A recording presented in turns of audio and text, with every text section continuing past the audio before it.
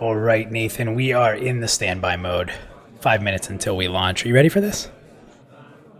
I'm ready for this. So we got the please stand by screen up right now on the live feed. And you guys will see if you want to join in the green room. Last week we had some pretty awesome participation. All the details are there. If you're already in the Pantheon Plus Discord, you just got to jump in that green room. And then we will be pulling people in once we kind of set the show up and kind of start talking. This one's going to be fiery, Nathan. You're pulled right into the fire, man. I'm ready, man. I'm ready to get burnt, dude. Yeah, Hiya got off easy as the first co-host. I mean, graphics. There was some debate. Don't get me wrong. We had a pretty good group talking about graphics, but there was a lot of alignment in most points. Yeah, I can see that. I think that the community is going to be against me once we start breaking this one down. Oh, really? I do.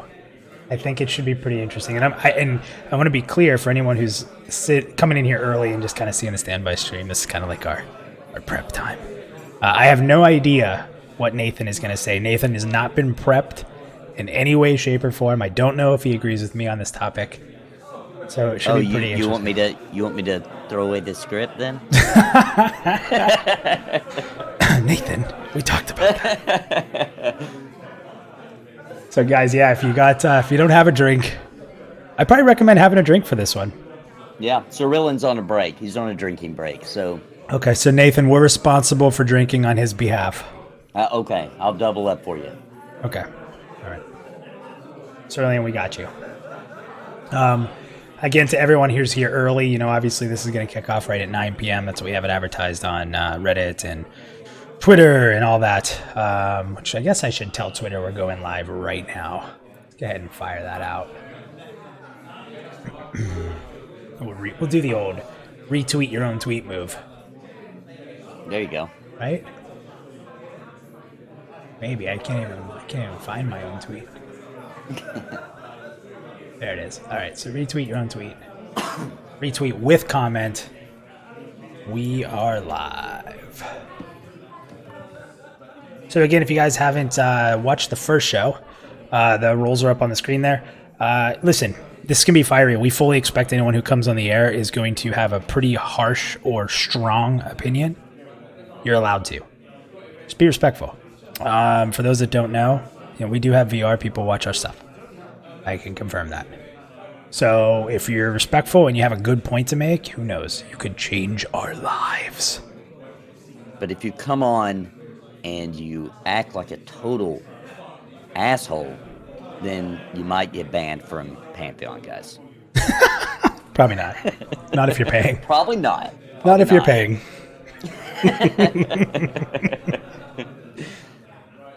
All right, we're going to be kicking off the actual live stream here in just under a minute, Nathan. So if you need any drinks, if you need to do anything, if you need to take off your pants because you're not on camera, now's the time.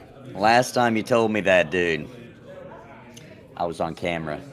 Well, that's when we were trying to see about moving from YouTube to being the first ever Pantheon creator on YouPorn. Yeah. Change it all up, right? Like get people to be perusing on there. Someone accidentally types instead of panties, they type Pantheon, and then boom, they're hit with a content video, right? and then they just fall in love and they become an angel I mean, it's the whole thing seems right. Okay, so and that was back when it was Pantheon PlusYou porn. We changed the name. All right, Nathan, you ready to go live? Yeah. All right, here we go. And of course, we're going to throw up. You're in this next part. Everybody, here we go. This is the actual live show. We're starting up right now. Oh, we're live? We're streaming right now? Cool. Awesome, man. Let me just...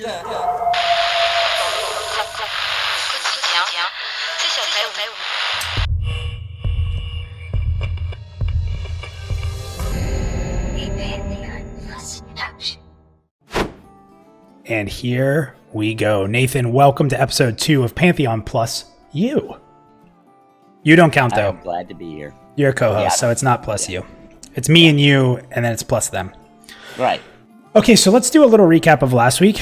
Then what I figure we'll do here is we will jump into some discussion around the topic at hand here and introduce it. And then if that green room is bumping, We'll start pulling people in and having them live on the air to talk with us. So first and foremost, last week was our first show. And I got to tell you, the first thing that I thought when we created a show like this is that it's probably going to take a lot of time to build. And I still do believe that being the case. We are going to have to get people to understand the concept, get people into the Discord. I mean, there's a lot to this show. And if nobody shows up, Nathan, it just becomes me and you talking to each other. But luckily, we're pretty good at that.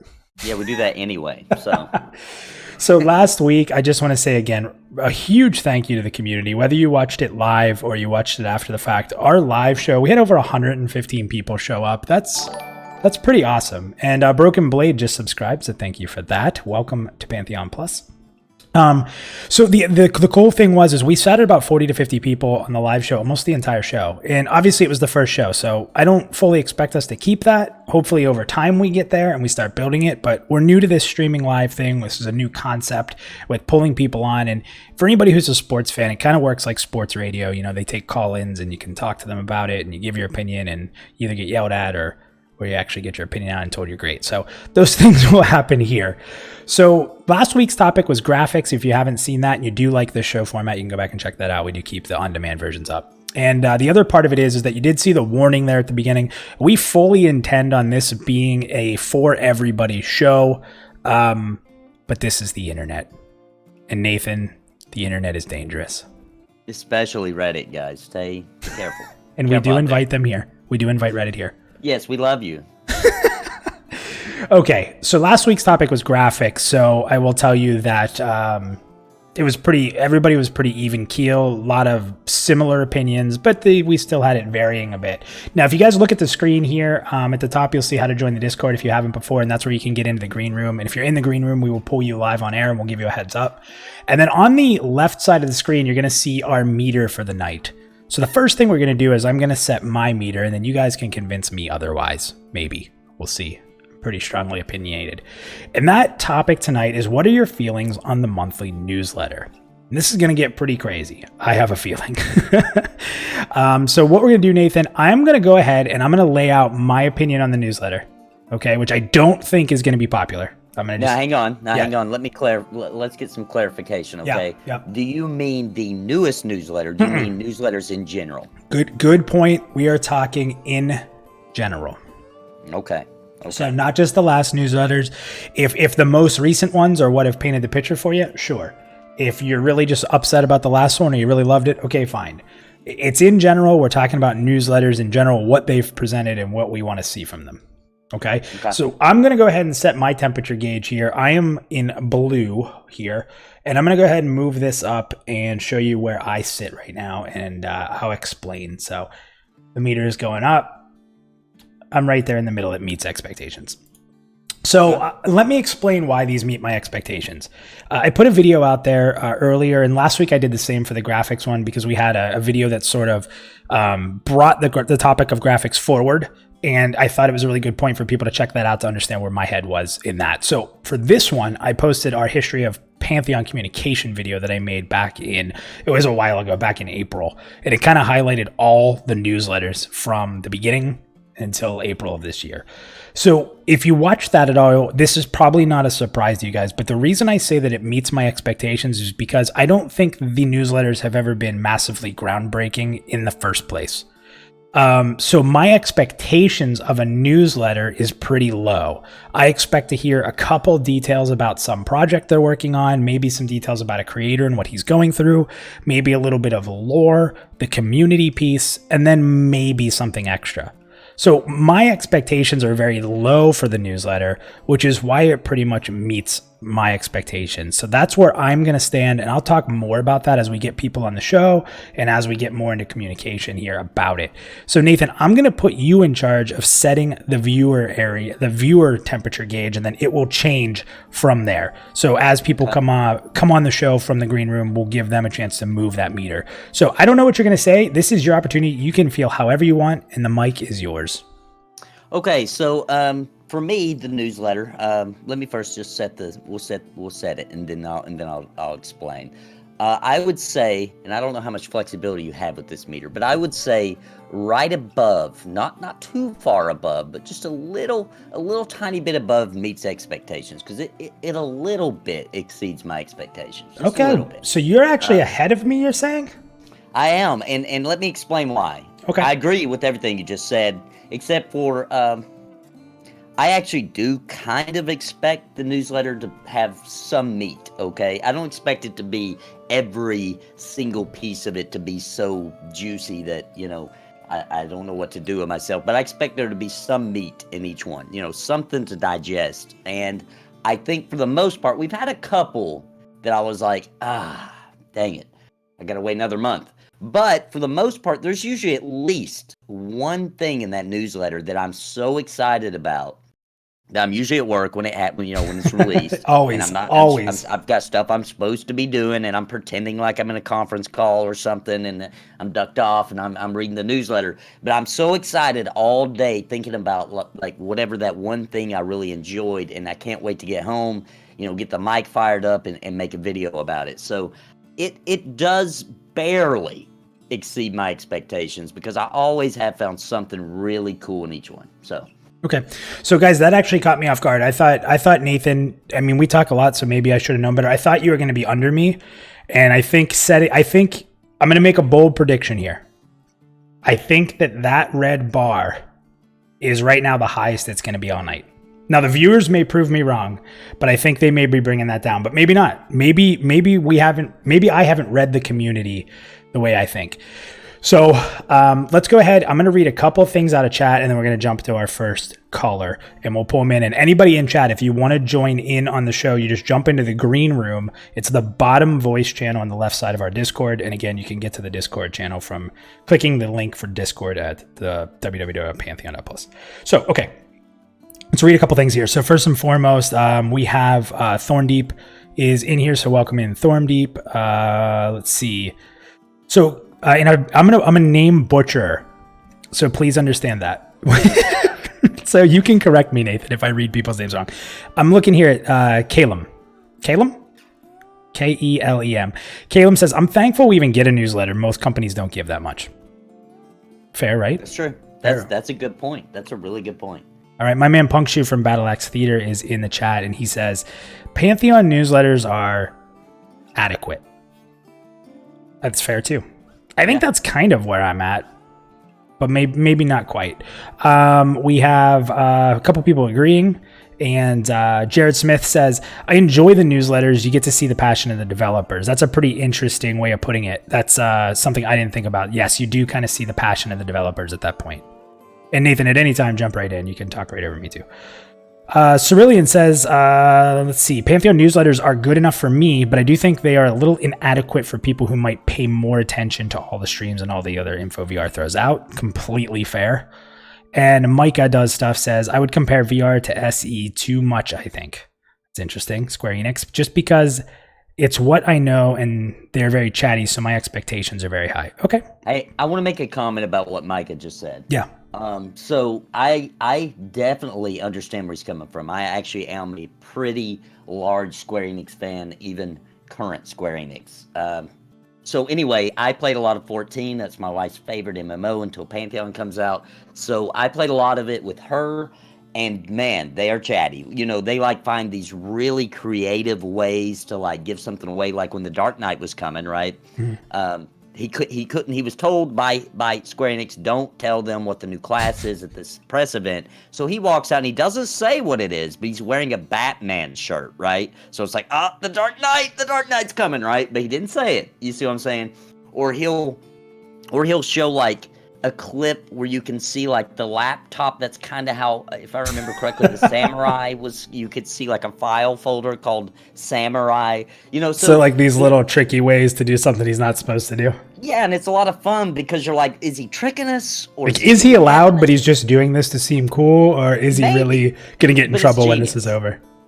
Yeah, it's so genius, man. So I kind of feel like him because I kind of, before this, was kind of following that game. So I definitely understand where he's coming from awesome. With that. All right, so are you ready to pull our first caller in? Let's do it. All right, so he's been waiting. It's one of my guys. We're going to pull Lexer in, so let's get him a little VOT splash going on here, and we'll pull Lexer in. So, Lexer, you're about to be pulled in.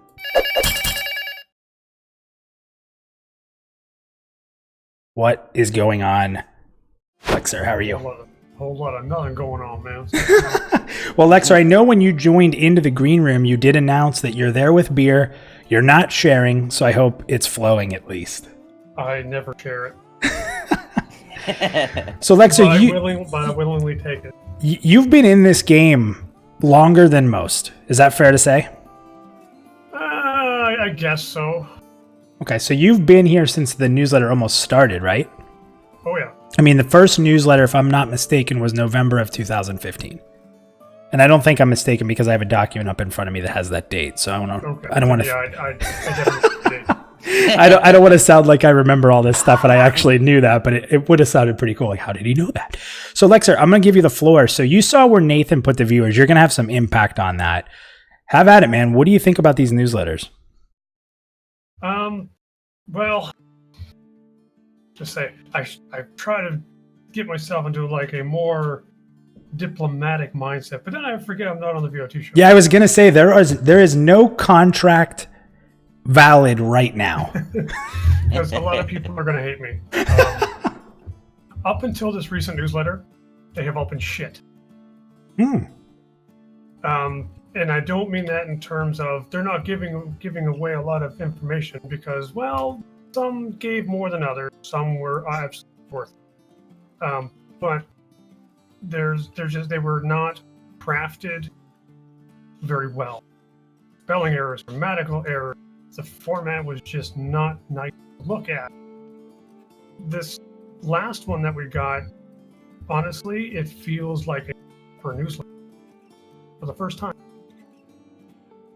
Yeah, it's funny because I heard that a lot. Nathan, did you feel the same about this newest newsletter? Yeah, I thought it was a really fantastic read. It felt like something you would really want to sit down and, really dig into. It was written very well. So yeah, I did kind of feel that too. So what's interesting about that is from a content perspective, there wasn't a ton of new content in it, but you guys enjoyed the fact that it was just put together well. Yeah, it was put together well. I mean, we got a little story, from the ogres, which I loved it. It was fantastic. Plus, we got a little bit of extra lore on a different spell, which I briefly browsed over. Elves aren't really my cup of tea, so I kind of was like, okay, yeah, models are cool. Onto the ogre.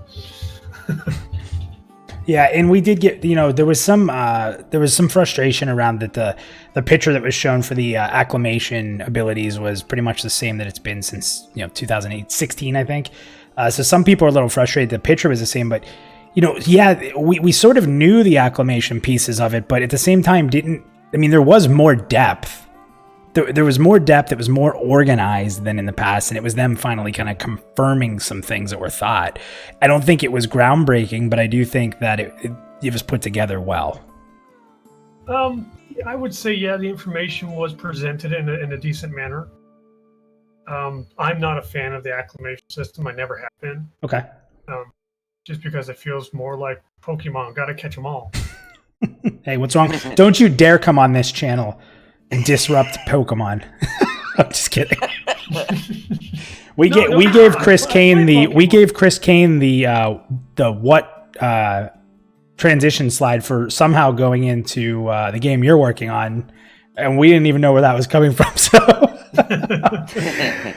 So where do you want to move that meter to? You have a good you can move it quite a bit. You have to keep Nathan in there, so you want to move it down. Is that fair? Yeah. Is it below your expectations? If we're not counting overall the recent one, yeah, then way below. If we're counting the one that, if I count this most recent one and expect that to be the new standard going forward, okay, my expectations have been met.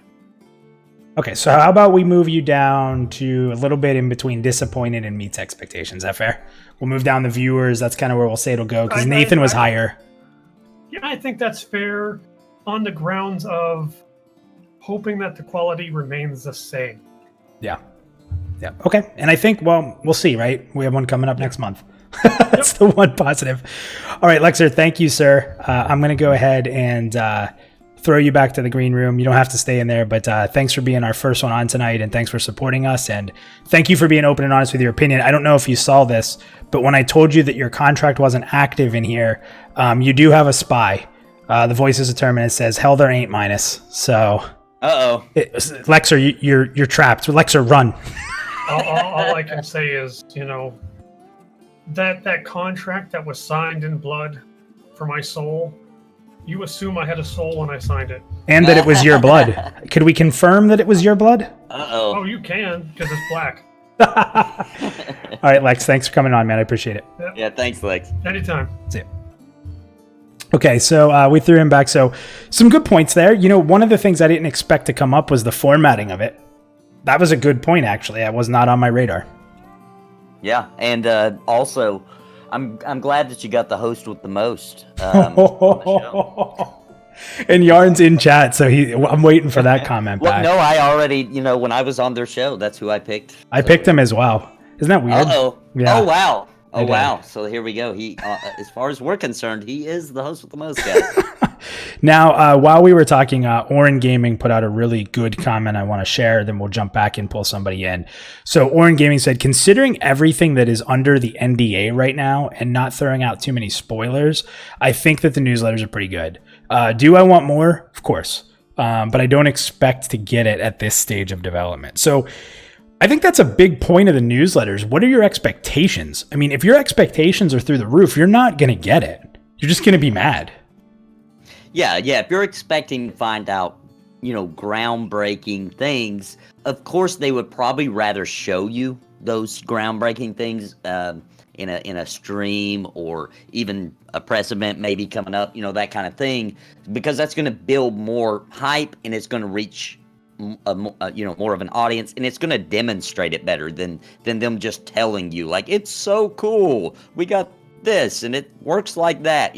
Seeing it is more believing it. So you know what really hurt them? And we're going to jump into Zoltar. We're bringing you on next. Zoltar's from Terminal Chat. We'll be bringing him in just a moment.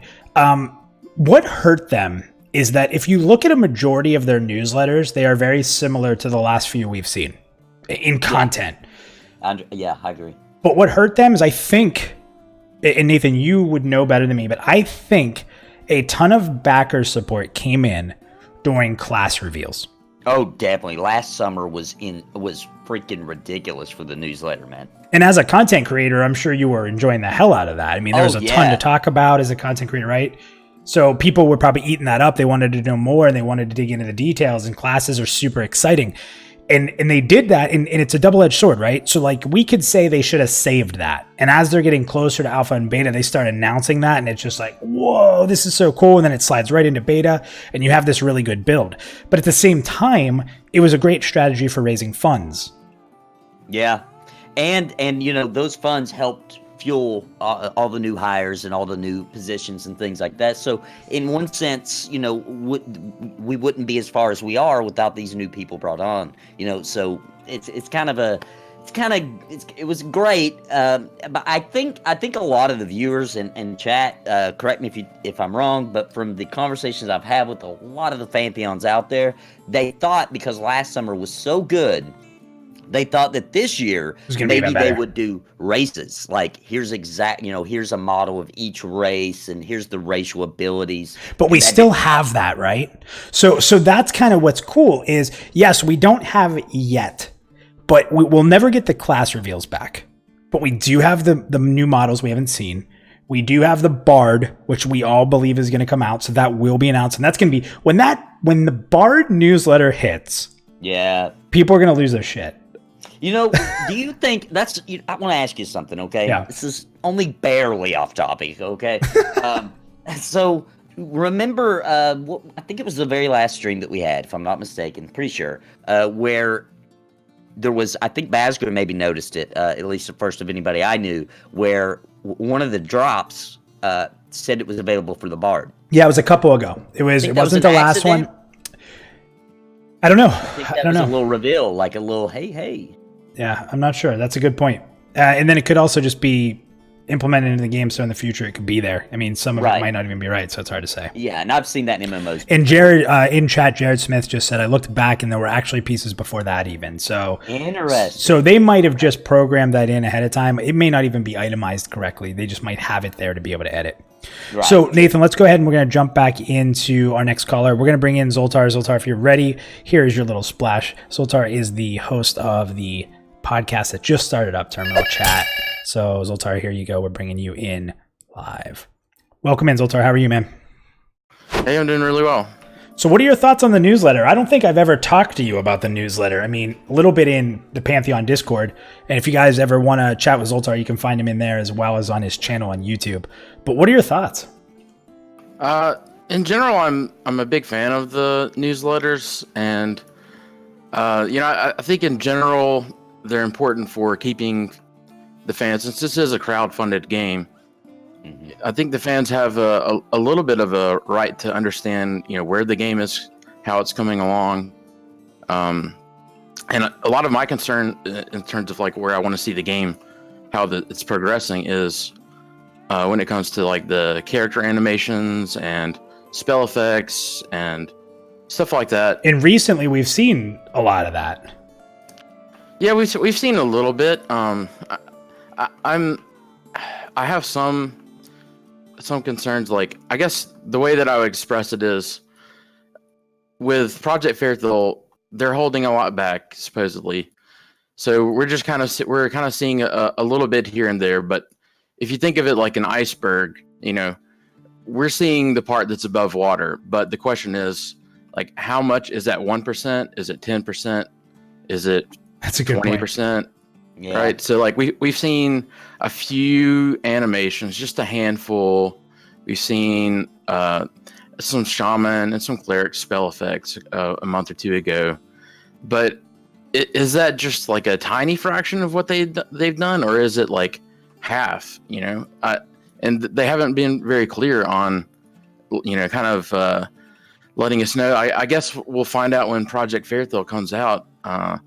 But that's really the key question to me is like, how much of what they've done have we seen, and how much are they holding back? I get the strategy of, being conservative and having a big release that comes out and blows everybody's minds. I understand that, but it's just from a fan perspective, it's a little anxious, or it's a little it makes me a little anxious because you just don't know. You're not sure. Yeah. And then it becomes a lot of speculation, right, Nathan? I mean, me and you are sort of Yeah. in that business.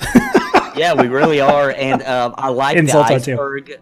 I like the iceberg thing. And the other question, if you use the same analogy, is we don't even know how big this iceberg is under the water. We don't know how big it is, So, there's a lot of speculation to it. It's interesting too because,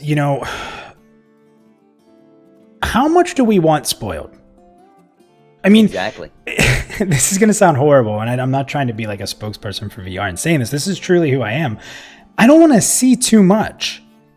Like, has anybody in the room here, and you guys can say in chat too, how much have you guys been in a beta where once the game launched and you were given a big part of the beta, that part of the regular game was really not as exciting? It kind of ruined the luster that everybody else was going through because you played it in beta. Have you guys experienced that in any other games? I haven't really experienced that, but I don't think that's a very good reason to like hide stuff in the newsletter, because they're going to show it in a stream at some point. And so like I don't really care whether it's spoiled in a stream or in the newsletter. I just, I'm going to find out. It's like, yeah, if you're digging, you're going to find it, right? Anyway, so yeah, a lot of these movies coming out, the trailers oftentimes spoil the movie, but you're going to like, almost nobody has the willpower. Like the Joker, for example. Yeah. Or like, nobody's going to, if you're into the movies, nobody's going to skip the trailers for the new Star Wars, right? Yeah. Yep. I mean, well, we just had the huge spoiler on the new Star Wars, which I won't go into in case people didn't see that trailer, but there's a huge spoiler in that leak from like one of the cons, and everyone's losing their mind about it. They're saying it's ruined the whole movie. So, again, I'm not going to go into it, but you do have to watch how much have we given away, I guess. So Yeah, I want to say something about that. So here's how I kind of feel about it. So if I'm watching a stream, right, or if I read about it and they show a picture of a zone in large detail somehow or something, when I'm actually playing the game, even if I watch somebody stream that area over and over and over, then when I'm there though, it's going to be real then. You know what I mean? Like still for feels example, good. Yeah. Yeah, if I was going to France and I watched a bunch of videos about France and what it was like, and when I go there, I'm not going to be like, well, this was spoiled. I should have never watched those. You know what I mean? What is this giant tower? And I think they've done a good job. Just looking back at like Black Rose Keep, right? They showed Black Rose Keep several times, and we saw a lot of it. It was really exciting, but they always kind of stopped and left some of it unexplored, right? Yeah, for sure. Yeah, definitely. All right, Zoltar, we're going to drop you out, my man. Thank you. Before I do drop you out, is there anything that you, in your heart, would like? I'd really like to see this in a newsletter. Something different, something new, or something you've been waiting for, other than dates, because we're not getting that. There's two things: the new character models and the summoner. Which Yep. You're a summoner hater. That's okay. We can forgive you for being wrong. I've never lived that down yet. That's awesome. Also, he's got to move the. Yeah. So Zoltar, you seem like you want to move it up a little bit, right? You're gonna move the meter up. No. I think just under meeting expectations. Okay, maybe because it just I think it's like it's close, but they could do a little bit.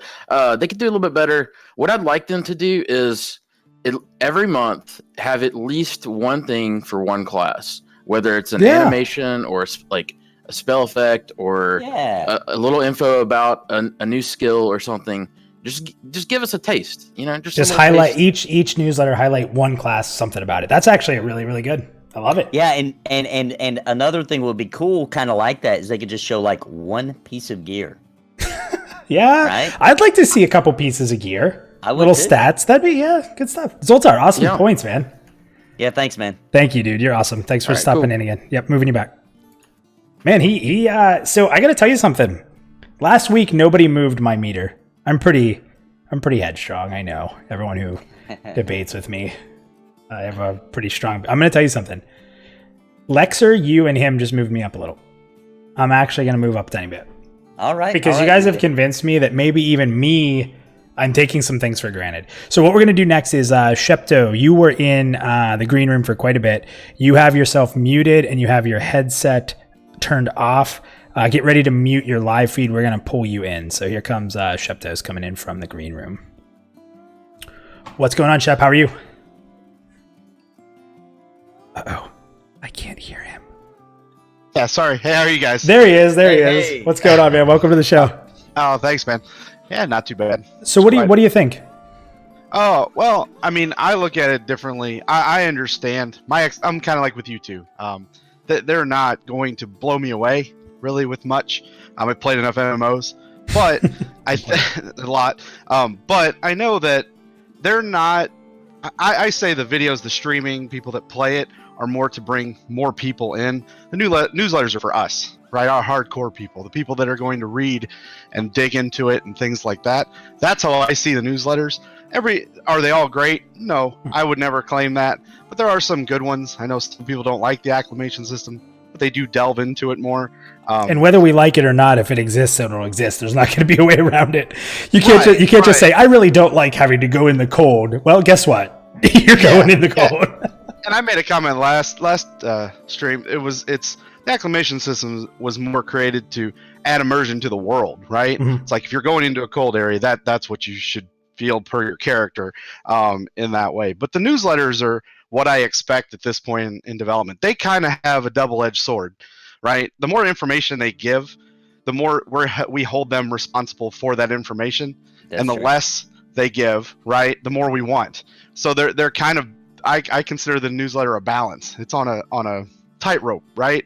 It's like, here's what we'll give you, but if we give you something that may not be workable in the game, like some of those skills when you go into the the website and look at them. Some of them I'm like, I don't know how they're going to make that work. And like as a content creator, and Nathan, please comment on this. Sometimes I read it and I just have to try to interpret it because I don't even know if I'm right in saying it. Yeah. I mean, that's how I look at it. And you know, people are very quick to jump on things that are negative, right? So if they put something out there and it doesn't ever get to the game, right? It never comes out or something never comes to fruition, people are going to tear them apart, right? And that's just not fair to them. So well, that's the whole process. Like I'm in customer service and I have been my whole life, and it's that saying in customer, you and Nathan, you probably know where I'm going, and Shep, you may too. Never overpromise and underdeliver. Yep. Right. I mean, I work in video game retail. If that makes any sense. Hey, I was there for a long time, sir. Oh yeah, man. Like I said, I've done it for many years of my life, double digits, and awesome. You know, people will come in, and you know, to me, people's opinions are great. You can have criticisms of things and enjoy things, but play what you like or enjoy what you like, and let people enjoy that. Because you may think something's bad, doesn't mean everybody thinks that's bad. And so when I look at things like this, like the newsletter, some people will. You're right. They'll destroy this thing and they'll be like, it's the worst thing ever. But you know what? It's better than absolutely nothing. And you know, we could have that, right? We could have them go dark and never see something for months and months and months. At least you have a small nugget of something, right? Whether it be lore or, you know, just anything. And I guess I take that as kind of the solace every month that at least I'm getting something. And So do you want to keep them rolling as is? I mean, is there anything you'd like to see? Again, I'm going to preface other than dates because we're not getting those. Sure, of course, yeah. I mean, no, like you know, the last one. I mean, yeah, you could give a little bit more in that sense.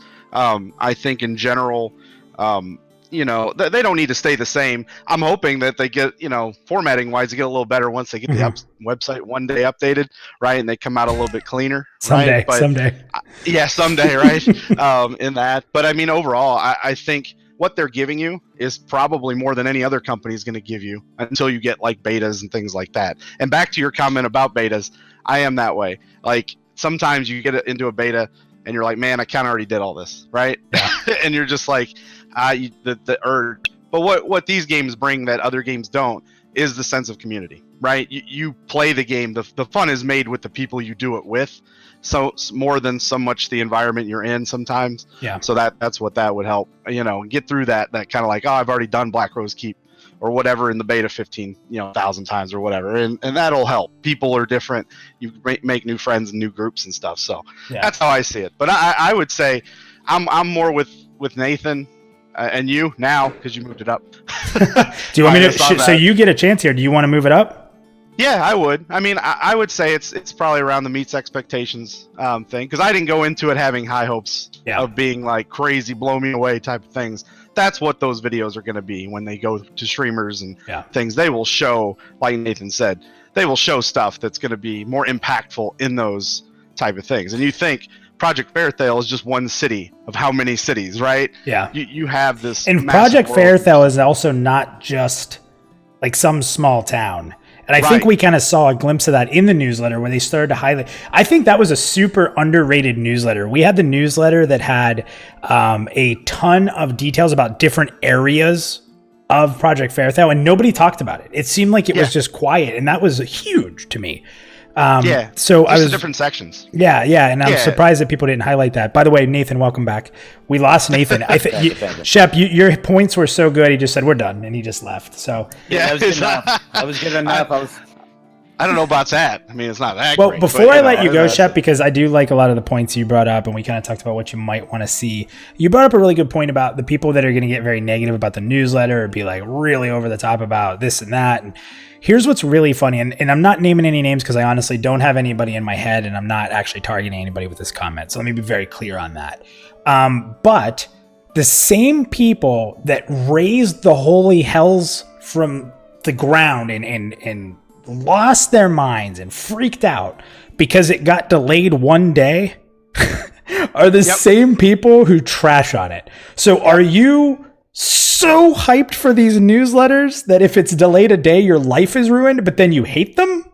Yeah, I saw people who were actually saying that they're not going to support the game anymore. Because Like, one day. guys, yeah, calm down, you know, like I mean, sometimes I even forget about them. Like, I mean, and I'll just remember. I'll be like, oh, I'm on a new. Oh, it's popped up, right? And then it's kind of more exciting. Yeah, you know, it's not like I have it by my, you know, calendar here on this day, on this time frame. I'm going to go, you know, and look. I mean, we all have lives, obviously. We'll get to it when we can, but it doesn't make anybody less excited about the game. We know where it's at. You should know where it's at, I should say.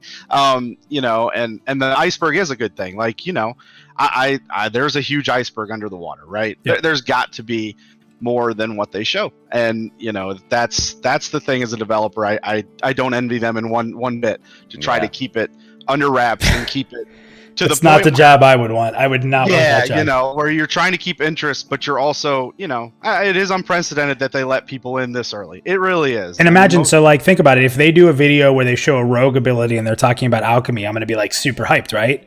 But if they do a video that shows the summoner pets, I don't care. So at the same time, you can't please everybody, right? You can't. it's a personal thing. Yeah. By the way, and summoner then- fans, I will actually care if we see pets. Since I'm just And then the thing is, too, minus if you think about it, if they show you that rogue ability with that thing and it doesn't work or it doesn't get put in the game, then where are you? oh, that'd Right? be furious, Then right? you get to this thing. It's like you showed me back whatever newsletter that this is going to be in the game, and then it got cut or something didn't come right. Why do I wouldn't no work. longer have a poison that I can hit somebody with that will last forever? Right, You right. promised me. You promised I me. want to stab Lexer and poison him for the rest of the time that he plays this game.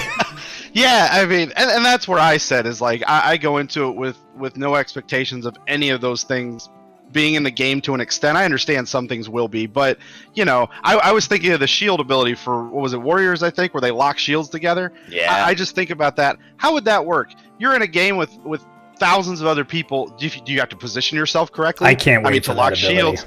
I mean, do you force somebody to move to you to lock shields together? I mean, thinking about that mechanically in an MMO where people are quote unquote assholes, you know, they're not going to stand next to each other to do that. Sometimes you're going to how are you going to make that ability work? Things like that I think about when, like, it sounds cool. It's neat ability, But how's it going gonna to work Yeah. practically, right? In that, and that's how I see it when it comes to mechanics and things, because all those things sounded cool. You know, making vine bridges as a druid sounds neat, man. What game has ever done that, right? I mean, things like that. So, Making a raft as a summoner.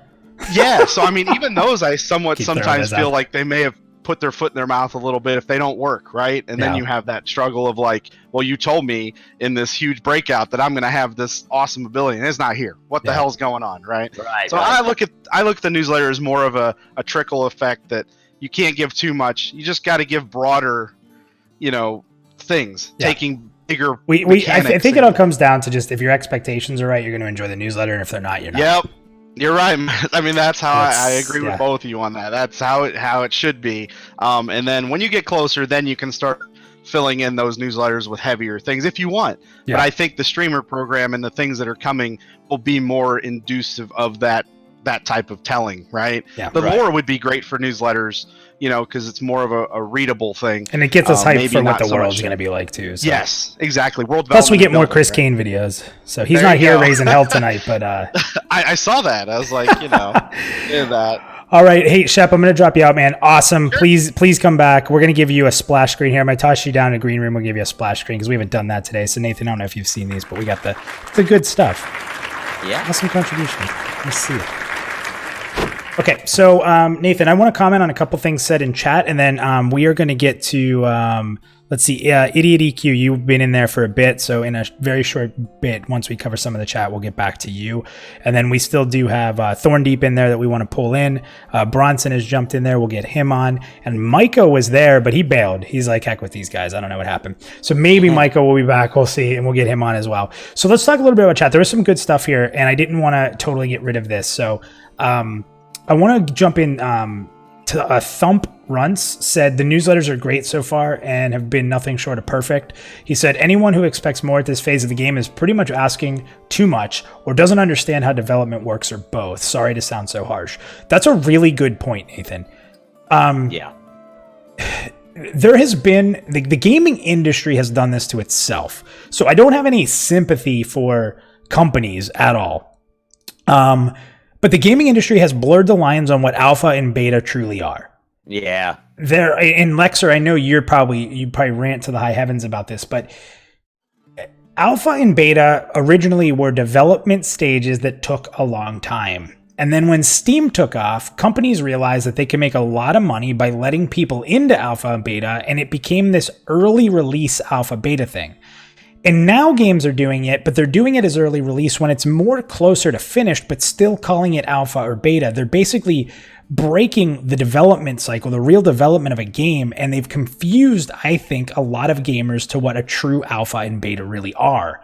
And then in the age of everybody thinking they know everything, and, I'm not making fun of anybody for that, but it's what we are, and I think we'd all agree on that. I think that people now think they understand alpha and beta when they really don't understand true development alpha beta. They understand this Steam early release alpha beta. Right. Does that make sense to you? Or Yeah, and it's two totally different things. Think back to something like the EverQuest beta, right?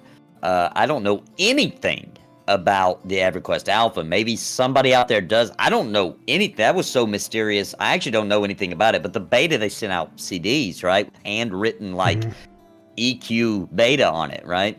Which I would die to have one of those if I want to sell one. But anyway, think that was, super, elite, right? That you were in on that beta, and it was super testing, right? And even I'm not sure what year things changed, but yeah, you're definitely right. Things got a little out of control. But also on that note of what he's talking about is, and also what you're talking about is, this is a very old school type approach to development. Yeah. And honestly, we really don't want them to talk like they got diarrhea of the mouth, because like we were just talking with Shep about, if they do that, they're going to say things they want to do and then they can't do. And think about how many times that's happened, and that's almost expected now. So the more they talk and the more they promise, the less we're probably even going to believe them anyway. Yeah. Because we're used to being screwed over. Yeah, it's really protecting ourselves from too much. If they're protecting us from wanting too much. And then we're going to get mad either way. We're going to get mad getting a lot, or we're going to get mad getting a little. At least getting mad getting a little is purposeful in a sense. Yeah. And also, when this first started, right, when the Pantheon train began and first started getting people aboard, all we wanted was a game that played like EverQuest and was new, right? That's all we wanted. That was our expectations. And they have raised our expectations, in my opinion, further than that, right? Well, you just teased a future topic that we are going to talk. There's going to be a meter. How much should Pantheon be like EQ? That's going to be a great discussion. That will be wild. We'll table that for another time. Okay, so Nathan, I'm going to read a couple more here, and I am going to butcher. This is going to be the biggest butchered name, so start your little clips now if you want to make fun of me for pronouncing names wrong. Here we go. It's Izhand Narameth. Or Numereth. He had a really good point here. He said he thinks that people really just want reassurance that the game's on target. And that's fair. The reason why we get all fired up is because at the end of the day, no matter what we all want, no matter how different we all are, I do think that we all share one thing in common. We want to play this game really bad. Yeah. Really bad. So I think that's the end of the day where we can sort of all be aligned. Cyrilin, you actually brought up a point. We were talking about beta ruining the experience, and he brought up an amazing point here. He said the main reason he went over to WoW over EQ2 is to hang with some friends. But they bailed within 2 months because they had all been on beta from early on, so the game wasn't as special to them when it launched. And I can tell you that I was in beta for BFA. And when I say I was in beta for BFA, I played the living hell out of that beta. And when I played live game, nothing was secret to me until the raid. I knew everything in every area until the raid. I had it down. And that's probably partially why I was probably so highly ranked as a warrior until the first mythic raids came out, because I knew where everything was. And it felt different. You'd see excitement of people seeing an area for the first time or hearing music, and you had heard it for, months. So it is interesting, and I do kind of worry about that for us as content creators if we do get into the streamer program or when alpha launches, because I'm an alpha contributor level. I'm a little worried about that. I'm going to be honest with you. I hope I don't spoil the game for myself. Yeah. So some good stuff. There's been a lot going on, but you guys are really lighting up the chat. We'll try to get to as much of that as possible, but good stuff. So we're going to bring in Idiot IQ. I did it again. Last week I called him Idiot IQ, which is completely different from what his name means. It's Idiot EQ, EverQuest fan. So Idiot EQ, if you want to jump on the show, make sure you turn your mic on and your headset. We're about to pull you in. Yeah, I see Savox making fun of me already. So we're bringing him in right now. So here he is in live. What's up? I messed up your name 2 weeks in a row. You know what? It's perfectly fine. I'm just happy to be here. Welcome in. And so we've moved the meters up. We've moved mine up. We've moved up the viewers meter. And I got to tell you, I'm really shocked about that. Where's your head at for newsletters? We've been talking about a lot of stuff. So where are you at on it? Yeah, I'd say I was right when you started the stream. I'd say I was right where you are. Like it meets my expectation to the level that I'm not expecting that much. I'm expecting them to give us tidbits, and I do love the lore, and what they're giving us I think is enough.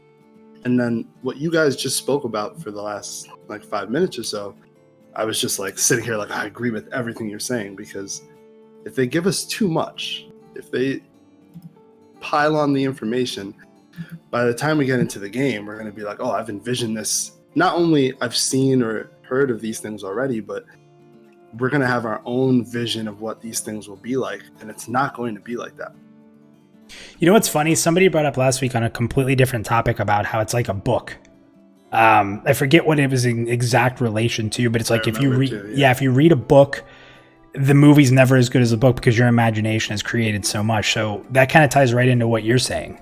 Yeah, even look at and I mean this might be a little different, but even we were talking about the splash art and how it's not translating completely into the 3D art. And then we want this. We want, you have games like League of Legends that have cutscenes that look like epic animes, and when you get into the game, it's League of Legends. Like what? We're looking at one thing and expecting another. So for me, at least, I think the newsletters are pretty good, and I watch Nathan as well. Okay. Like I think that you do a good job of like finding the tidbits within the information. You'll be like, oh, look at this one sentence. I'm going to make a 10-minute video on this one sentence I read because this is a big deal. No, it's true. I mean, he does a great job. Well. And I think that's what they're overall for. And when Lexer came in, I was expecting, I just like you, I wasn't expecting him to say the format. And I could see how maybe the format could be a little bit better, or not even that, maybe switch the format up sometimes that throw us for a curveball. I feel like that's what the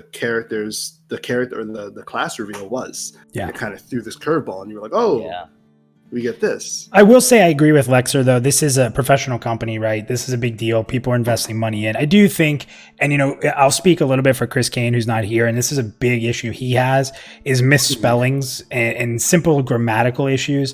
It's a little different when we do it. We're in Discord and we're just trying to talk fast, but it's not going to break it for me. I'm not going to get mad about it, but I can fully understand why people would be upset with seeing stuff like that, because like you said, it's a professional company. They're making this huge game. They're going to have to type tons of dialogue and they're going to have to do tons of coding. So we hope there's a little bit of accuracy. So when there are misspellings, I get it. Yeah, and especially when your heart's in it. Like, imagine if your favorite author released a new book and you're all excited and you get it and there's just, like, grammatical errors. You would actually be disappointed a little bit. You know what I mean? You'd feel it in your heart. So it definitely takes the professionalism out of the writing itself. But overall, I think the one thing I haven't pledged for a year. I actually paid the $5 a month. Okay. And just to be on the forums, and I did that for about a year, and then I stopped it, and I told myself that I was gonna like buy one of the pledges, and I was like, okay, honestly, and I remember thinking this. I was like, if Project Fairtail comes out, and I'm really into it, man, I'm gonna do the $300. Like, definitely gonna do that. And then, and as much as I'd want to support them in that, I don't know if I'd want to see the game yet. That's me personally. I just feel like I don't want to get into the game. And I know this game is different than others. It's a lot of depth. It's, playing a different class or a different race is going to be a complete different feeling. Yeah. And I think that's a good point. Like I'm going to play a rogue at launch, at least at this point. I don't know that I want to play a rogue I don't know if I'll be able to stop myself. Mentally, I don't want to play a rogue if I get into alpha, but at the same time, I want to play a rogue. So it's really difficult. You bring up a good point there. And guess what? At the end of the day, the funny part is this comes back to the fact that our expectations and what we put ourselves through, we need a little bit of responsibility. We can't just point the finger at VR and blame them all the time. If I go into alpha and I play rogue and I play it as much as I can, and then I come out into the launch of the game and I don't like rogue anymore, that's not their fault. It's mine. Sure. And I mean, I've done that in games. I've done that in games where, and you also were talking about early access and how that kind of has changed the perception. And I've done that in games that were like early access to wait for release. And I've done exactly that. I don't play what I want to play. I'll just play something else. I'll play the class that just I'll to see never something play. new. Yeah. Just to see the world in the game, you know. Yep. Which also could be cool because then you open your horizons a bit. But yeah, I get what you're saying. We're gonna drop you out because we're starting to fill up down there. Nathan, you're good to go a little bit extra. Wait, he didn't move the meter, did he? Oh no, he didn't. What do you want to do? You said you're kind of right where we are, or have you gone up or you gone down? I'd say where you were at the beginning. So if you want to do like a millimeter higher, you know, like just a little nudge up to meet. Little nudge. Touch the bar. I'm shocked by this. I'm ready for someone to come in here and just lose their shit. So awesome again, man. Thank you for coming on again. And please come back. It was awesome. I love talking with you. Take it easy. Yeah, man. Thank you guys. Peace.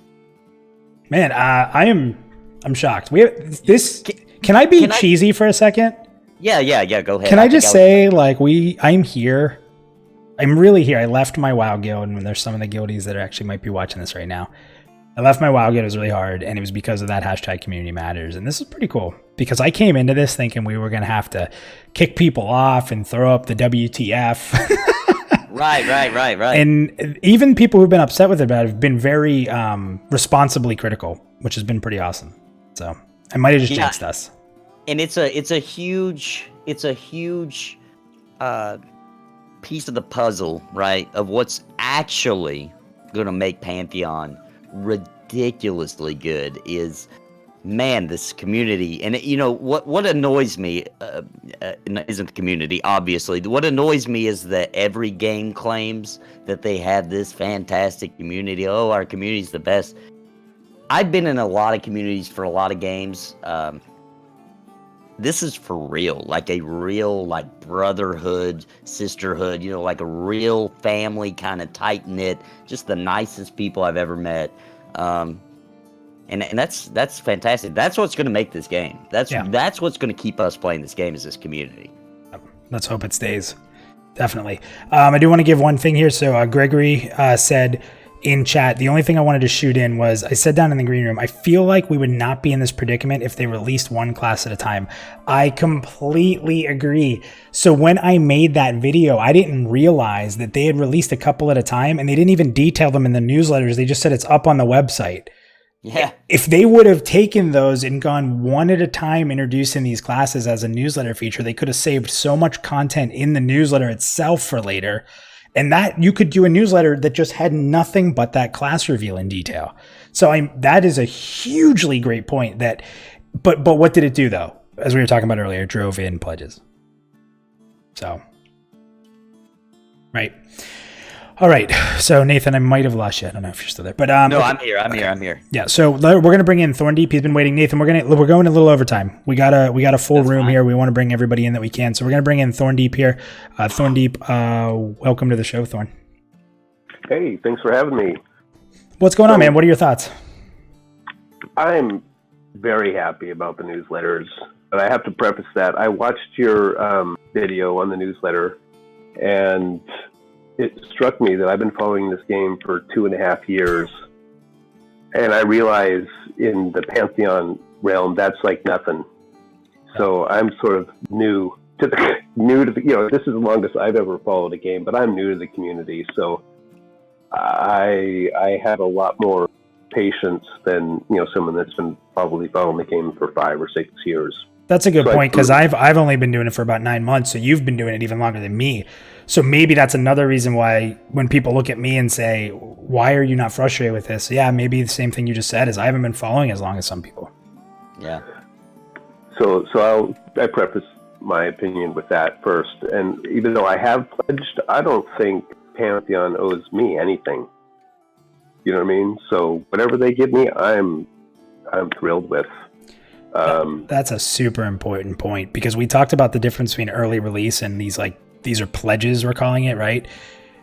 That's a massive point. Yeah, I don't believe they owe me anything. I will tell you right now that I think 100%, I would almost be willing to put my life on it. Maybe I would be willing to, that this game's going to come out. Like, that's how confident I am. Oh, yeah. So when I say if the game didn't, I'm not going to be a guy sitting here screaming to get my money back. Like, I pledged it.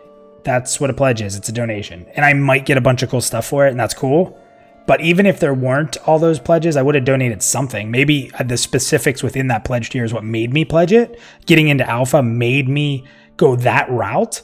But I would have pledged anyway. I just don't know how much. So yeah, man, that's a great point. I don't think I'd be upset either, no matter what. It's their money now. Exactly. So yeah, I just lost my thought. But so that's quite all right.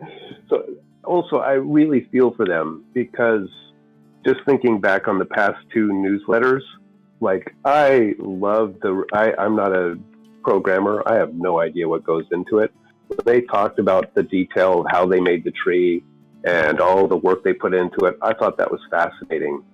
And then I went onto the forums and I saw people like, why are you wasting all this time making bumps on a tree? That just tells me that those people don't understand. They don't understand development.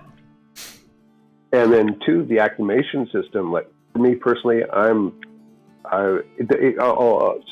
preface this again. It all depends on how it gets implemented. But I'm really excited about the acclimation system.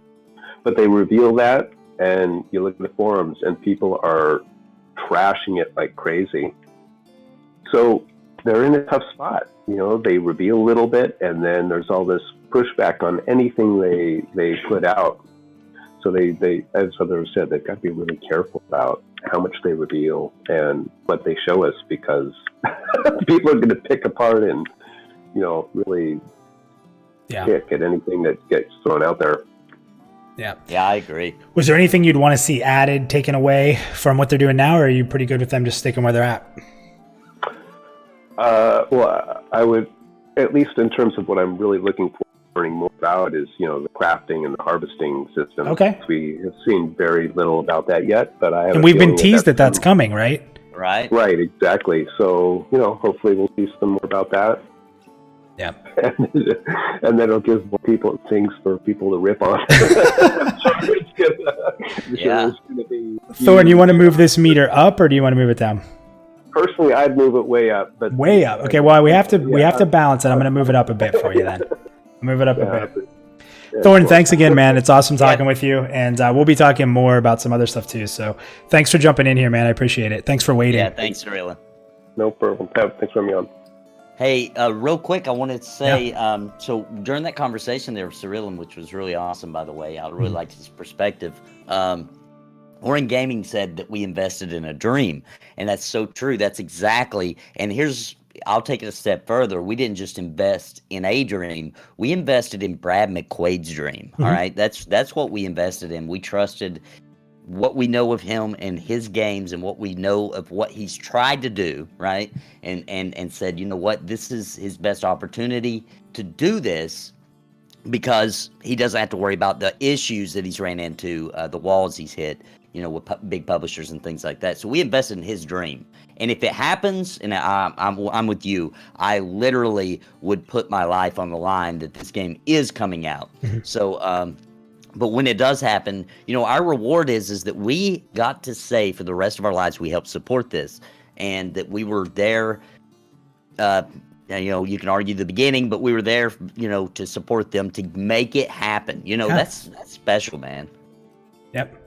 Yeah, and the crazy part is you brought up a huge point there about this being a dream. Like, guys, a lot of the people in this chat and in this group right now that are listening to this were EQ fans. And there's a lot of us that still play that game. How many other games do you put tons of hours into that was made in 1999? That kind of game doesn't come overnight. Right. This isn't MMO. This isn't Devil May Cry 15. This is a game that all of us will not be happy with unless we play for at least 5 years, maybe more. Yeah, so more, you know, it's crazy to me. I don't know. I think that personally, it takes a lot of time for us to get to where we want to be, right? So I don't know. We're gonna pull Bronson in next. Again, we're in overtime. We're at the 10 o'clock time. We usually do this for an hour, but if that green room's going and the chat's flowing, we're gonna try to get everybody in that we can. So we are in overtime. I'm gonna pull Bronson in. Bronson, you're already ready to go, so here you come. What's up, Bronson? How are you? Oh man, hello. Hey. Bronson has spent much time, for those that don't know, in this green room down there on nights where we don't have a show with some interesting characters. So, and Wisdom, thank you for the sub. Yeah, mainly Chris Kane. He's the character. We were going to rename the green room Chris's green room, but some people might not have got it. So, Right, exactly. So Bronson, where are you at on a lot of what's been talked about and everything? I'm completely. I think all these newsletters are spot on. I think they're completely hitting every mark the way they should. And in the sense, the way I look at it is they're old school anyways. They're old school developers, so they're not going to look at it like old school devs used to look at things like, hey, it's ready when it's ready. And that's how id, that was their catchphrase. Yeah. They used to say, when it's done, that's when you're going to get it. Yep. And these guys are basically doing that. So I'm totally down with what they're doing. I think it's great. And you know what's funny about that? I think a lot of people jumped on board on this project because they said that they weren't going to just change their opinion, that they had this long process, that it would be done right. And I think that ties right into Vanguard, right? Brad had this vision, and listen, we could spend a whole show talking about Vanguard, but the simple fact of the matter is take the launch away and look at the actual game, and it was massive. People talk about hoping Pantheon has massive zones. The massive game Vanguard was. The skills were crazy. It was such an innovation in so many ways we still haven't seen. But what killed it? It wasn't done. It wasn't ready. And if it would have been in development until it was ready, it would have been a different experience. And I'm not going to go into more detail than that and say it would have been a great game or it would have lasted longer. I don't know any of that. There's too much in it. But the simple fact of the matter is people remember it for the bad launch instead of everything that game had to offer. And you know how bad that hurts because honestly, that game was supposed to be Brad's vision, right? And you know, he put a lot of love and heart into it, and he in my opinion, there's lots of opinions, but in my opinion, he got completely screwed over. He tried to salvage it, you know, and you know. And wouldn't we all do that? Sucks. And Bronson, you're a great person to talk to. I don't want to go too personal with the things I know about you, but you invested time in things like this. You know, if you had your feet pulled out from under you and you had a choice to destroy the whole project or do everything you could to try to get it out, I mean, you're not going to let your love and your passion just die right there, are you? No, never. I actually, I don't know how much anybody wants to care to know about it, but yeah, I made a game, and you know that's it. And it was my passion for 5 years of my life, so it was difficult. And so yeah, I can totally see it from at least Brad's point of view. I don't, because I know he's been in the business a long time, and so this is probably very much a very, very personal thing in many ways. And then, you know, also it's a business and he wants to make money and he wants to see it succeed. I definitely think that he's definitely invested and doesn't want to see it. Yep. And I think that's what we have to wait for. We can't set our watches, anybody. And these newsletters may get us a little closer every month, but you still can't set your watch. And they aren't putting dates out because they're trying to do the right thing, not because they're hiding something from us. Exactly. Right. Exactly right. Exactly. I think that people who expect, it's like these, some people might be expecting stuff, but it's so weird to me. It's like, what more could they possibly put in the next newsletter? A dick pic from Brad? You know, it's like, oh, that's gonna be the thing that really sells it. This next, you know, it's like, what? Come on, man. And like some of the trolls would be happy if they put a newsletter out that just trashed on WoW. Like, oh, they trashed on WoW. That's the greatest newsletter ever. It's like, what good is that for any of us? He seems like Brad from listening to the interviews I've heard. He seems like such a legit guy because he sits there and doesn't. He goes out of his way not to trash on things like WoW when he easily could. Easily, and his fans would rejoice for it. Yeah, and that's the funny part. Yeah. Yep. Yeah. Exactly. I mean, he does seem like just a really good guy. I mean, doesn't want to crap all over another game just because just to make himself look better. I don't know. Yeah. It's not about the vision and the dream. And someone said we invested in a dream. And Nathan, you highlight that. That's the end of the day. That's what this is all about. We're investing in this dream, and this dream will come true. And if we have to wait, it will be worth it. That's where I stand on that. So, yeah. I definitely think we're gonna find out something, and it's either gonna blow people's minds, or it's gonna be just a super big letdown for all the people who are like, I told you so. This Project Fairfield is just another, wishful pipe dream. I hope, it's just, I don't know. I hope it's not. I'm like in your boat, minus. I think I'm very optimistic about it. So. Are you good where the meter's at, or do you want to move it up or down a little bit? Bump it. You want to bump it? Oh, man. Yeah. I am shocked right now. Now we're further than I thought we would be in the beginning. We've made it even further than I honestly thought I was pushing a little bit. That's awesome. That's so crazy. What would make it, what does it need, what needs to happen to make it go up to very happy? That's the question. That's a great question. Are you asking me since I'm a little lower? Sure. Huh. Maybe more interactive. I would, and this comes from a formatting standpoint. I'd like it to be a little more interactive. Give us some examples. I don't want it to just be like, click this to go here. Like, show me something, have a little more production behind it, but I get it. So listen, as I say that, I'm already telling myself, no, that's a dumb idea, because now somebody's sitting here trying to produce a newsletter instead of just putting it out. So exactly. It's a good point. Maybe it's just the fact that where I expect it to be, it is. So it's like if you go to McDonald's, right? And you go to the drive-thru and it takes you a minute to get your food and you get it and it's perfect and you're in and out. That is an amazing experience, but it's what we expect. And if it's 2 minutes long, we're pissed off. Right? So, that's true. That is true. It's probably a matter of my expectations that maybe it's just that I don't know if a newsletter in itself will ever just make me the giddiest, happiest person ever. I will be really egotistical right now and be open and honest with the people watching. When I got selected to be in it, I was giddy and crazy, not because what I said was good, but because it's like, wow, I started supporting this game, however many months ago, and they recognize that I'm here. And there was this little bit that made me really happy. Yeah. So I'm not going to lie. When I see people like Wisdom win the last one, that made me really happy. So that sounds really cheesy and stupid, but it's a great point. I don't know how I could get very happy with a newsletter. I can answer that. All right. So and by the way, I'm not trashing the news. I love the newsletter. All right. But for me to score it all the way up at very happy, and I understand why they don't do this, okay? This is just the way I am and what I like, okay? I don't think they actually should do this, but this is what would make me very, very happy. He's prefacing this like crazy. I always do that. I have to get the guards up first. But anyway, I love it when they drop these tiny little almost like hints that are so vague that they could go in so many directions that it makes people's conversations just explode, right? Mm-hmm. Like, remember at the end of the Co-Carnage stream when they showed that picture and they're like, oh, well, anyway, we'll talk to you later. Here's Wonderwall. Freaking awesome, dude. I love that, man. I was like, oh my God, this is the coolest thing they've done. Teases, so far. Teases would be good. I totally love that. They did that in another maybe it wasn't but it was at the end. I believe it was because he was, they said, loot the body. It was so obvious. And he stole it. And then he stole the sword. Yeah.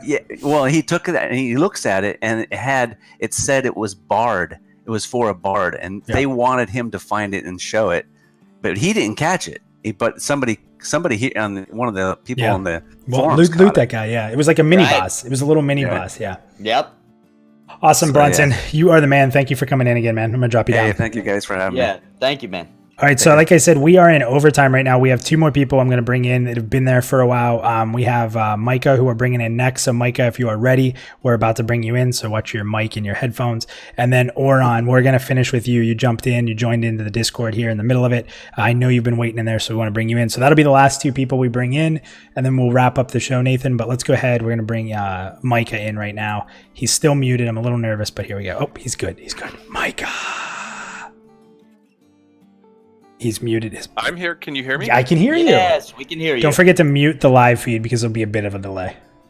Okay. Yeah, that made. What's going on, man? Welcome. Hold on. I messed up. Ready? There he is. We got his little splash in. We had to do that. Okay, so Micah, welcome in.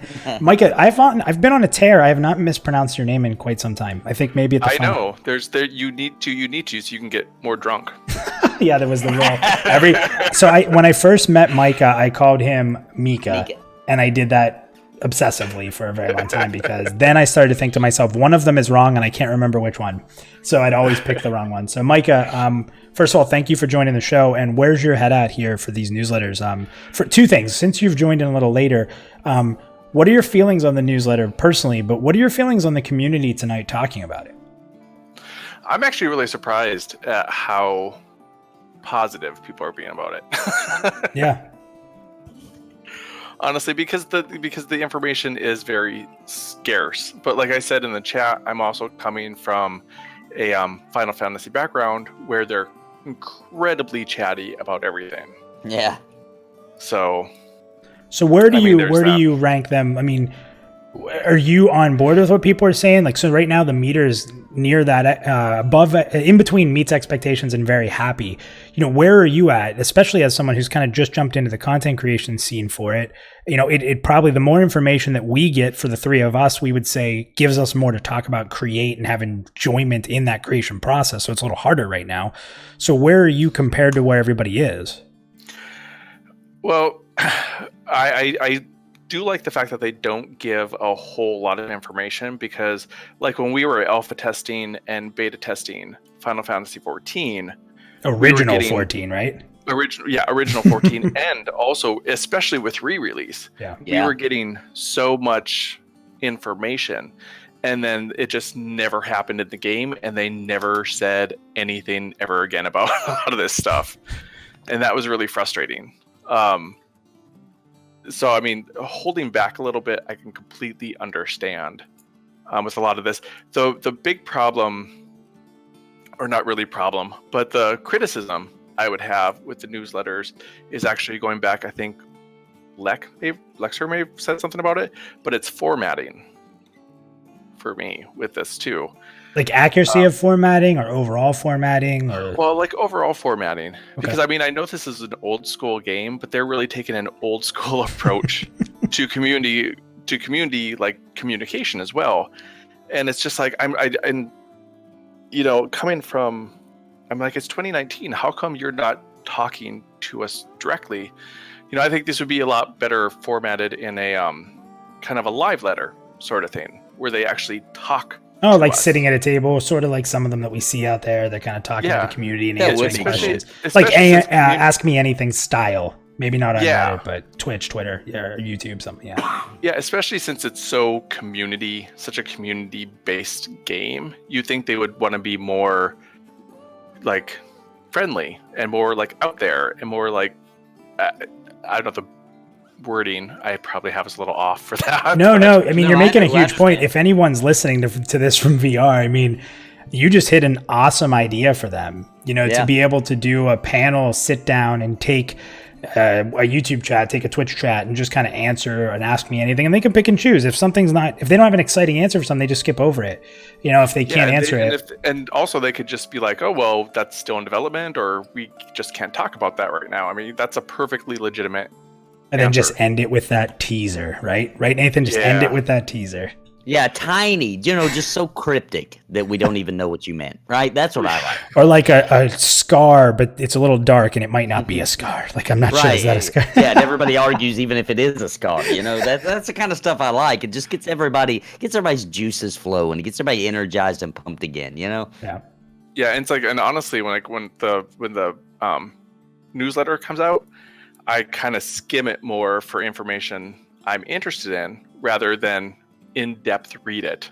I agree, and I wonder how many people out there see the lore section and they start reading, and they're like, I'm just gonna wait for Chris Kane, because that's what I do every time. I'm like, I'd rather Chris Kane read it to me. Yeah, I don't. Can I tell you something? Maybe I'm stupid. So, but because of how bad I am at pronouncing things, you guys know that. When I'm reading it, I get so caught up in trying to read these names correctly that it's just so much easier for me to listen to Chris. Chris could be butchering it. I don't even care. I'm siding with how he says it because he's smarter than me. So. Yeah, if he's probably faking it. Maybe he knows Elvish and all that. I don't know. Maybe he does, but if he's faking it, he does a damn good job. Nice. So, Micah, where do you want to move that meter? Keep it where it's at. Move it down. Move it up. I think the information is sufficient, but I would like to see more them talk to me. Okay. Don't just, So move it down a tiny bit. Tiny bit down. A tiny bit down. It's like, don't give me a block of text to read. That's just, it's 2019. Or just, can you contact Chris ahead of time and just have him do the lore section? Yeah. So. Awesome. Yeah. All right, Micah, thank you. And I know you were jumping in and out. You had stuff going on at home, so I appreciate you coming in, man. No problem. All right, good take it talking easy. with you again, Micah. Thanks. All right, so we got, I think we also kind of skipped over Budrick. So if we have time here, depending on how these next go, we'll try to get Budrick on here as well. So we are going to pull Orin in. Orin 22, you are about to be pulled up. And Here you go. Orin, welcome to the show. Hey, thanks for having me. Yeah, man. Sorry about the long wait there. I know you've been down there for a bit, so. No, it's all good, man. I had to put my kids to bed, make some coffee anyway. So there you go. Oh, listen, if we've helped you get coffee, then we've done the right work. So true story. So you first and foremost, since again we've kind of said this to the last few people around because you guys are late in the show. Two things. First, we definitely want to know where you stand on it, what you'd like to see in newsletters. But I'm just curious, as a community member, as a fan of the game, what you think of where the community tonight has been with their feelings. So let's start with yours. Where's your head at for the newsletter right now?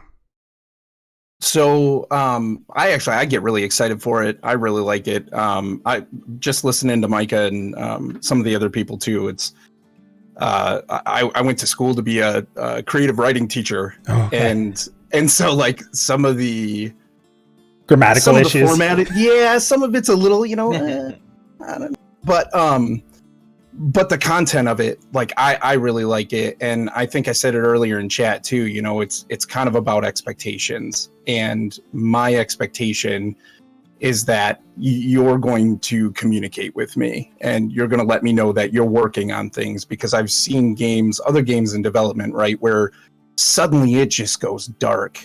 And if I can even bring up EverQuest Next, which is yes, Yarn, you are in the green room right now. If you are listening, Yarn, this is where you need to stand up. You need to mute your speakers, and you need to maybe go, I don't know, put on a match or something. Is that what they do in Germany? Put a match on.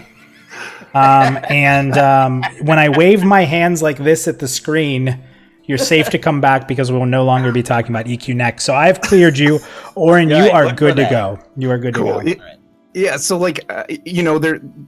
they were talking with everybody a ton, EQ Next and with Landmark. They had all those streams and everything, but there came a point where the quality of that kind of dipped. So they never really quit talking so much. Yeah. Before it was canned, but it came as such a surprise because their communication was like, "This is the greatest thing ever," and everything was hype. Yep. And that's where I feel like Pantheon. Yeah, I get it. What people are saying, right? Like, hey, I want more. Of course, I want more. Right? Of course, I want to know more. But I'm waiting for the game. I don't want all of it in the newsletter. I want to get a lot of that when I experience the game. But what it tells me is you're doing things. You're working on it, and the depth of even the lore is. So again, writing, the lore is my favorite part, and I dive right into that. I try to pull from that kind of what their ideas are, and then kind of tie that to here are the mechanics, and that's a big deal to me. So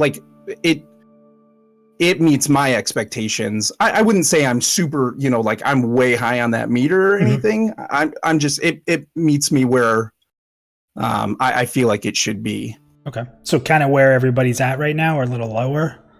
Where that red bar is right now, probably just a hair lower. Sorry, it was creeping up there, but Don't just a hair lower. apologize. Giving everybody the chance to bringing it down at the end here. Yeah, you're fired. No, I'm kidding. No, you brought up a good point here. So what's interesting is, I'm gonna dig into myself here for a second. You brought up the fact of how important lore is for you.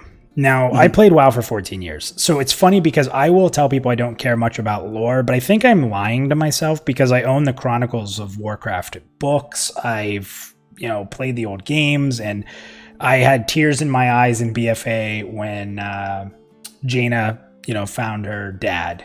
So apparently I do care about lore. But what I will tell you is that I've always found lore to be hard to jump into because I have this option of digging into the lore offline or playing the game. And sometimes the game doesn't present the lore as good as digging in offline does or reading into it. Yeah. And I think that when I look at a lot of the MMOs I've played, so like I can name a ton, but like Secret World was one of my favorite. The beginning of Rift was awesome. Fell very quickly. But the thing that was interesting with Rift is because these games are their own lore, they're not based off of all this back-end lore, which is what, honestly, a lot of people don't realize makes Warcraft as good as it is that it had everything written years before it came out. Yeah.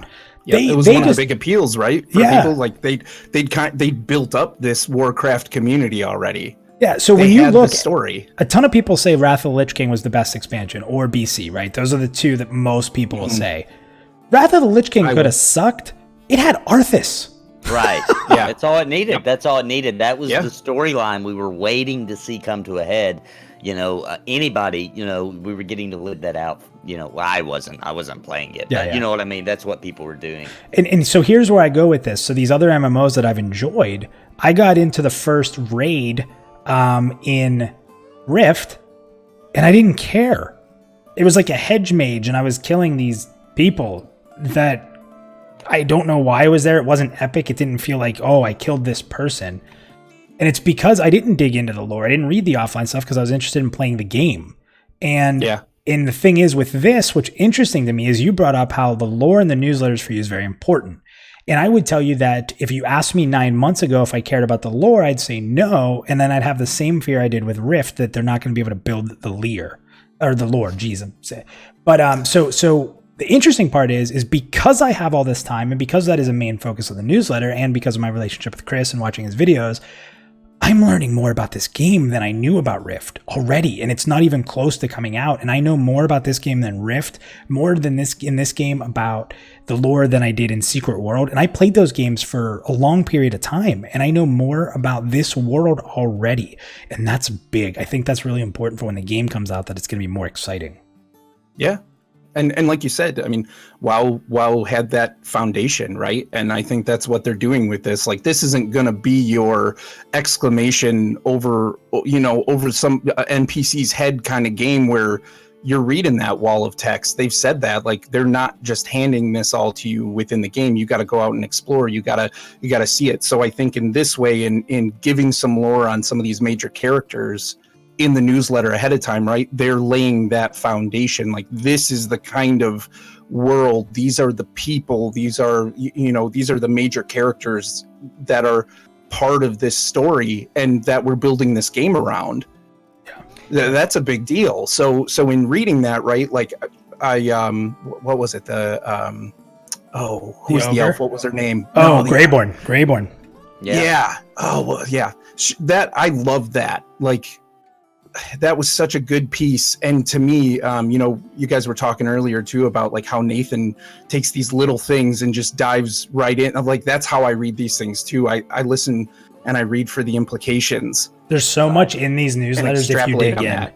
Yeah. There's so much if you dig in, but a lot of people don't. And sometimes I don't. I'm gonna be honest. Yeah. I do. I try to, but I don't always right away.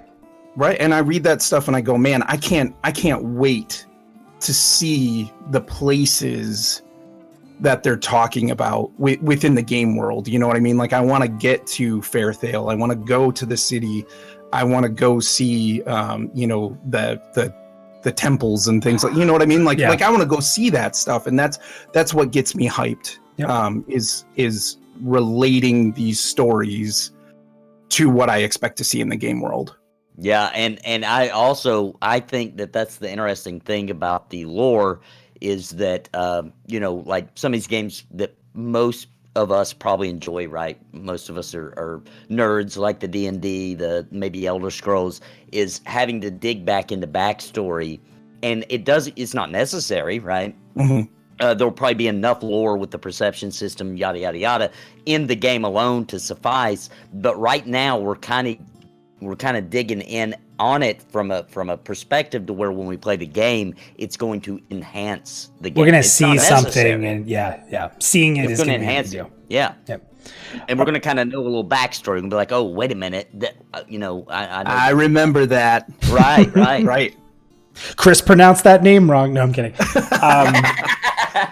All right, Oren, I'm going to drop you out, man. It was awesome. Thank you for hanging on so long for us there. You were cool, man. Yeah. It's really cool having you. I hope we see you again in the future here. I'm going to give you the reaction out. We're only getting to use the happy ones. I'm going to have to make some more happy ones. So, Oren, thank you again, and we're going to drop you back down. Yeah, Appreciate it, guys. All right, Nathan, we're at the hour and a half mark. I want to read some chat here real quick. So there's definitely some stuff that's happened here that we should definitely read into. So Brandon A, I hope you're still watching. I know it was a little bit ago when you commented, but Brandon A had a really good comment here. And this is true. And we have to realize that this is important. So let me go ahead and jump back to there. Brandon A said, I just happened to log into EQ2 tonight, and I heard some people talking about Pantheon like it's going to be another Star Citizen. And he said it scared him, so he clicked this online video. Well, first and foremost, thank you for coming into here. I hope it was worth your time. I hope you've enjoyed this. It's a lot of friends sitting on a couch and opening up the community for their chance to kind of speak, and hope that VR hears a little bit about us. So if you haven't been here before, thank you for that. It's only our second episode, so it's not like a lot of people have seen this yet. But so I will tell you, this is not Star Citizen. And if you agree with me, light that chat up right now. Like, this is not Star Citizen. Nathan, can you say confidently that you agree with that? Yeah, and I can give very obvious factual information to back it up that it's absolutely not anything even close to that.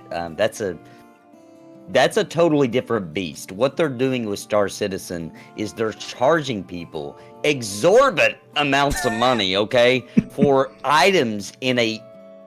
I'm sorry if you're a Star Citizen fan and you love it. I'm just going to be honest. I can't help it.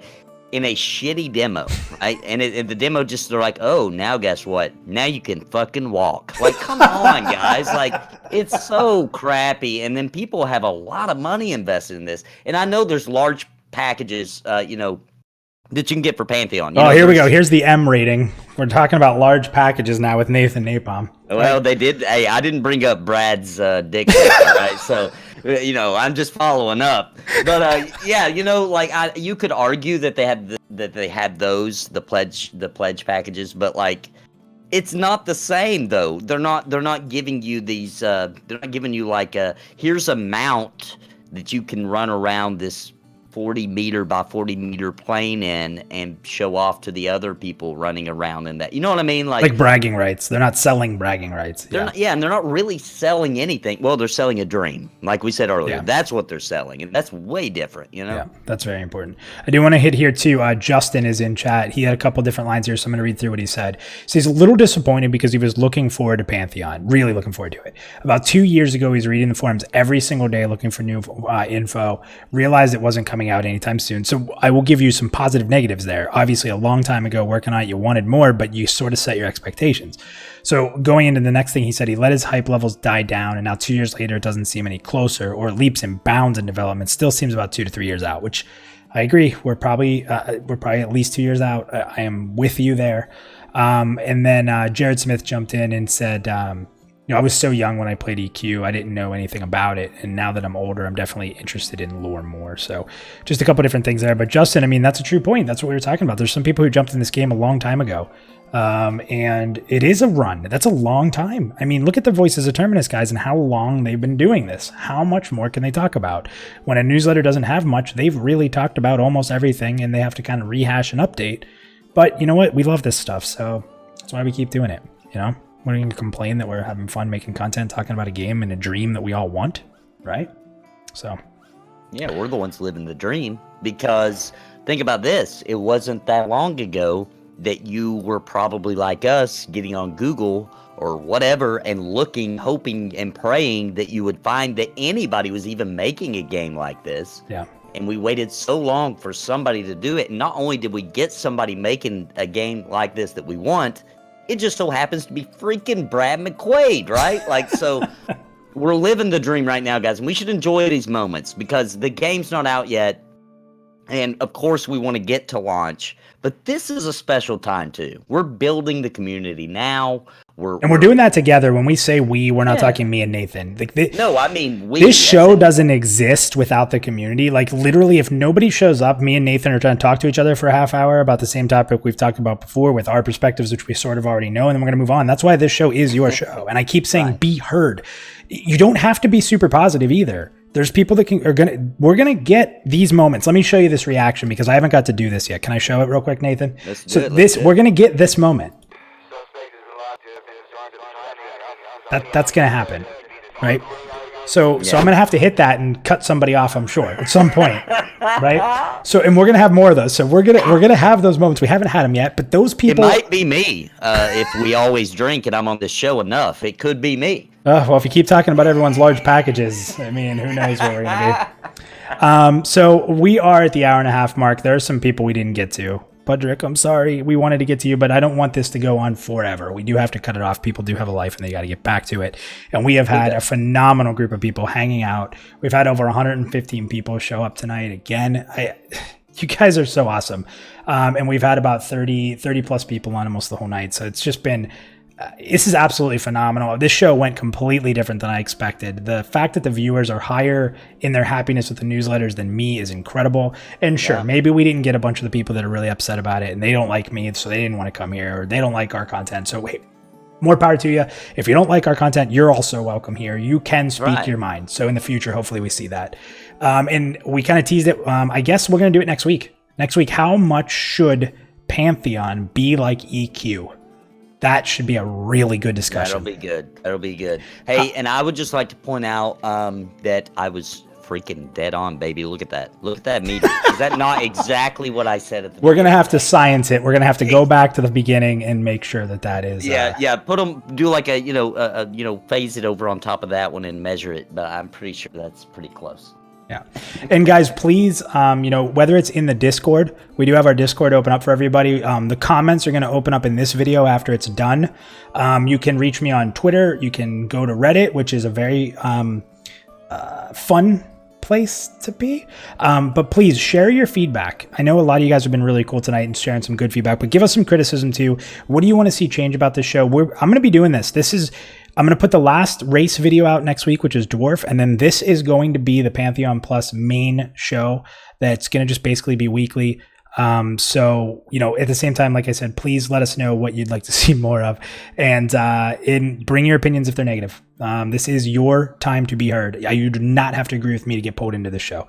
So, Nathan, awesome. Thank you for co-hosting. I'm sure we'll see you again in the future co-hosting, or just at least jumping on the show. Definitely. And, thanks for having me. I'll announce next week's co-host shortly, and anyone in the community can co-host. So if you've come on, if you're not a content creator, you can co-host. Let me know if it's something you're interested in a PM. We're maybe reaching out to people who want to stick on for the whole show and kind of give their thoughts and opinions with the different people who call in. But you guys are awesome. We went an hour and a half tonight. We did the overtime because we had so many people in there, and unfortunately we did not get to everybody. But we will do our best to continue to try to push as many people from that green room onto the show in the future. So hopefully we guys see you next week. It'll be every Thursday, 9 p.m. Eastern. You guys are awesome. Trust in Pantheon, trust in Brad. And I guess the newsletters are a little bit better than even I say. So thanks, everybody. Take care. Bye-bye.